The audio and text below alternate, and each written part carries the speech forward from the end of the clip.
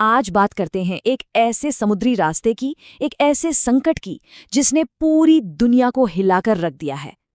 चलिए इस मामले को जरा गहराई से समझते हैं। तो आखिर ऐसा क्या हुआ कि एक पतला सा समुद्री रास्ता पूरी ग्लोबल इकोनॉमी को यूं कहें तो घुटनों पर ले आया है। ये सिर्फ एक लोकल झगड़ा नहीं है, ये एक ऐसी कहानी है जिसका असर हम सब पर पड़ रहा है।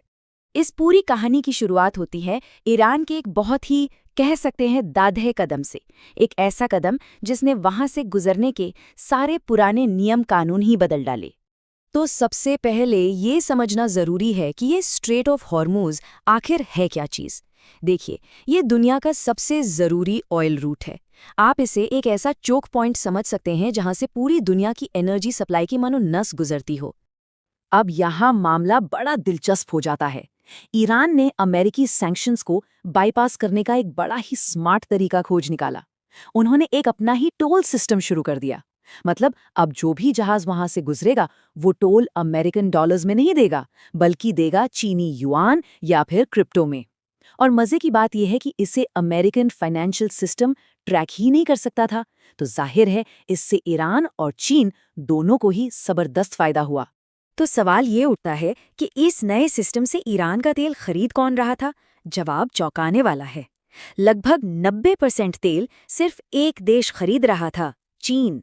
ये ईरान के लिए तो एक लाइफलाइन जैसा था और चीन के लिए सस्ते तेल का एक पक्का सोर्स। जाहिर है ईरान और चीन का ये गठजोड़ अमेरिका को रास नहीं आया और इसने अमेरिका को सीधी कार्यवाही के लिए मजबूर कर दिया।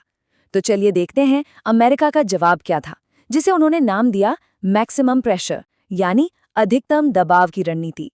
तो वॉशिंगटन का जवाब था एक कंप्लीट इकोनॉमिक ब्लॉकेड, पूरी तरह से आर्थिक नाकाबंदी।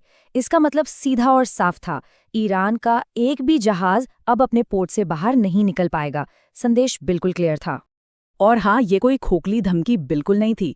अमेरिका ने इस नाकाबंदी को लागू करवाने के लिए अपनी पूरी ताकत झोंक दी। सोचिए, 10,000 से ज्यादा सैनिक, 100 से ज्यादा फाइटर जेट्स और निगरानी विमान और दर्जनों वॉरशिप्स उस इलाके में तैनात कर दिए गए। अमेरिकी रक्षा मंत्रालय यानी पेंटागन ने अपना इरादा बिल्कुल साफ कर दिया था। उनका सीधा कहना था कोई भी जहाज अमेरिकी नाकाबंदी को पार नहीं कर पाएगा। मतलब बात बिल्कुल फाइनल थी। तो अब देखते हैं कि